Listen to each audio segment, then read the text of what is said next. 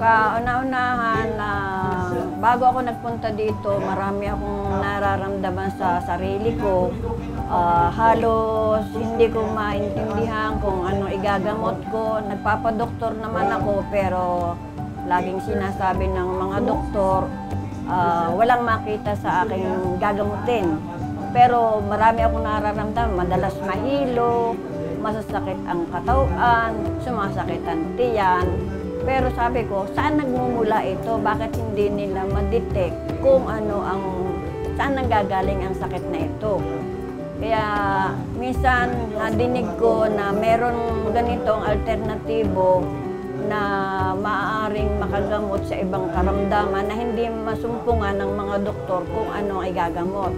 Pero napakalayo naman dahil noon, Lucena daw meron noong alternatibong klinika. Hindi ko mapuntahan yon dahil ako naman ay nag-iisa lang, hindi ako marunong mag-drive pero natatakot ako mag-isa papunta ng Lucena. Kaya sabi ko na lang sana magkaroon dito sa Batangas para malapit-lapit naman. Nang minsan kami, yung kapatid ko, masama din, nagpunta kami dito sa Lipa, sa Mediatrix. Nagpatingin ng sinamahan ko ang kapatid ko. Pagsakay namin sa bus, may nakasakay kaming galing dito na pumatin daw sila ng seminar. Sabi ko, anong seminar yon? Doktor Alternatibo. Sabi ko, di ba yun igaling sa Lucena? Parang, oo, ganun nga, pero kauumpisa pa lang dito sa Lipa. Anong ginawa niyo? Nag-seminar at kami nagpatingin. Kailan ulit pwede magpatingin doon? Hindi itapatunay nyo sa maganda pagka may seminar. Pakinggan ninyo sa radyo yon at madidinig nyo kung kailan may seminar ulit para nalalaman ninyo kung ano ang maganda sa inyo. Kaya naisipan ko, makinig ako sa radyo. At doon ko nga nadinig na meron na dito sa Lipa. Noong pagpunta namin dito, si Dr. Rayoli ang aming nakausap noon at kami nga ay pinapag-cleansing kaagad. Tumagal yon sa loob ng 1 linggo. Sinunod namin lahat yung yung nakasulat doon sa mga binigay nilang pag-inom at tamang dosage ng kanilang alternatibong gamot. Meron kaagad pagbabago, 2-3 araw kaagad, meron kang nararamdaman kaagad na pagbabago. Unang-una, doon ako lagi digal ng dighal. May nagsabing doktor na masama daw laging nagdididighal dahil nakakasikip yun sa dibdib.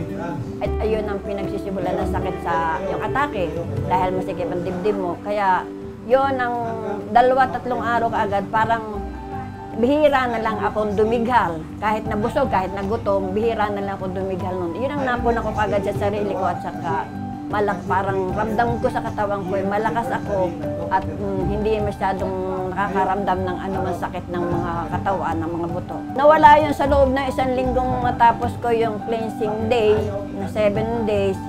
And halos hindi pa rin naubos ang mga gamot ko pero parang masigla na ang katawan ko at tuluyang hindi na ako nakaramdam ng paninikit ng dibdib at saka yung mga sakit ng katawan, ng utok, parang iba lahat.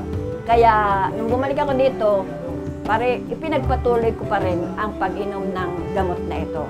Masaya dahil noon, kada taon-taon siguro, kung papatay na ako ospital, hindi man ma-detect nga ang aking mga sakit. Kaya parang nananawa na ako sa doktor at saka sa ating gamot ng medisina, parang nananawa na ako, mabuti na lamang at itong alternatibong mga gamot ay naging effective sa katawan ko. Masaya ako at may malaking pagbabago sa katawan. Marami akong kaya nga lang, kung hindi sila susunod sa tamang pag-inom at sa tamang paggamit, ay hindi masasabing makakagaling sa kanila.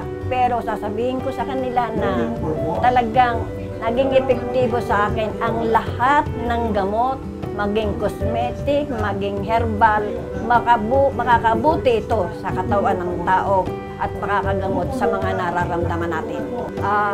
Sana naman ipagpatuloy pa ni Doc Alternatibo na makatuklas pa ng maraming gamot na maaaring hindi magtiwala ang ibang tao na ito'y makakagaling sa kanilang sarili. At kung ito naman ay gagamitin natin sa ating sarili, pagka tayo ay gumaling, magkaroon ng lunas sa ating mga karamdaman, sana naman ay hindi na muling magbalik ang dating gawi na alam nating yun ang nakasira sa ating katawan at naging simula ng mga karamdaman ng katawan.